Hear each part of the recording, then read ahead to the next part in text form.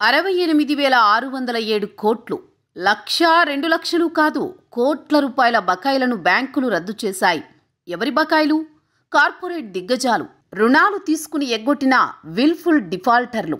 PNB కుంభకోణం నిందితుడు మొహుల్ చోక్సీ 8,048 కోట్లు, ఆర్ఐ ఆగ్రో 4,314 కోట్లు, విజయ్ మాల్యా సంస్థలు 1,943 కోట్లు.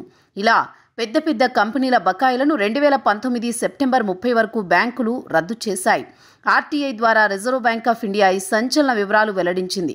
కానీ సామాన్యుడి మనసులో ఒకే ప్రశ్న: ₹1,00,000 లోన్ తీసుకుంటే టార్చర్ చేసే బ్యాంకులు కోట్లాది రూపాయలు ఎగ్గొట్టిన వీళ్ల విషయంలో ఎందుకు మౌనంగా ఉన్నాయి అనేది.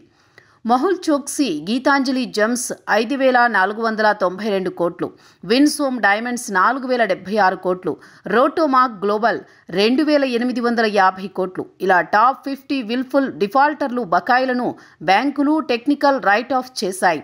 అంటే ఈ రుణాలను బ్యాంకు బ్యాలెన్స్ షీట్ నుండి తొలగించి నష్టంగా రికార్డ్ చేశాయి. ఈ రైట్ ఆఫ్ల వల్ల బ్యాంకులు తమ నాన్ పర్ఫార్మింగ్ అసెట్స్ని తగ్గించుకుని ట్యాక్స్ బెనిఫిట్ పొందుతాయి. కానీ ఇక్కడ షాకింగ్ విషయం ఏంటంటే ఈ రైట్ ఆఫ్ అయిన రుణాల్లో కేవలం 10% మాత్రమే రికవరీ అవుతోంది.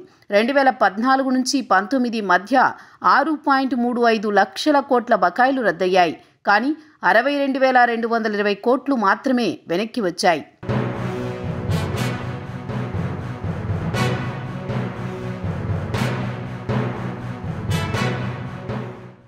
ఇంత పెద్ద మొత్తం ఎగ్గొట్టిన వారిపై బ్యాంకులు ఎందుకు కఠినంగా వ్యవహరించడం లేదు? సామాన్యుడు 50,000 లోన్ తీసుకుని ఒక ఈఎంఐ మిస్ అయితే బ్యాంకులు ఫోన్ కాల్స్, నోటీసులతో టార్చర్ చేస్తాయి. కానీ కోట్లాది రూపాయలు ఎగ్గొట్టిన కార్పొరేట్ల విషయంలో బ్యాంకులు ఎందుకు సైలెంట్గా ఉన్నాయి?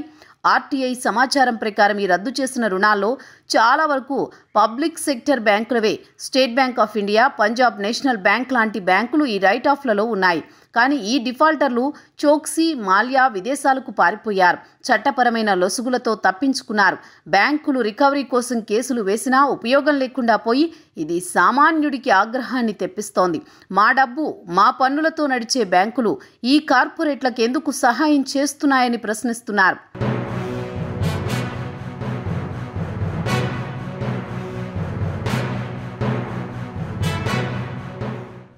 ఈ రైట్ ఆఫ్లు టెక్నికల్ అని, రికవరీ ప్రక్రియ కొనసాగుతుందని బ్యాంకులు చెబుతున్నాయి. కానీ నిజమేంటి అంటే చాలా కేసుల్లో ఈ డిఫాల్టర్లు బ్యాంకులతో సెటిల్మెంట్లు చేసుకుంటారు లేదా చట్టపరమైన లొసుగులతో రికవరీని ఆలస్యం చేస్తారు.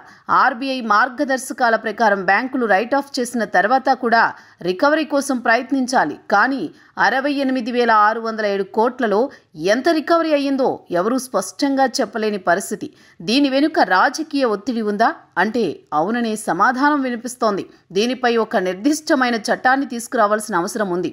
ఎందుకంటే ప్రజాధనం ఇలా దుర్వినియోగం అవడం వల్ల ప్రజలపై మరింత భారం పడక మానదు.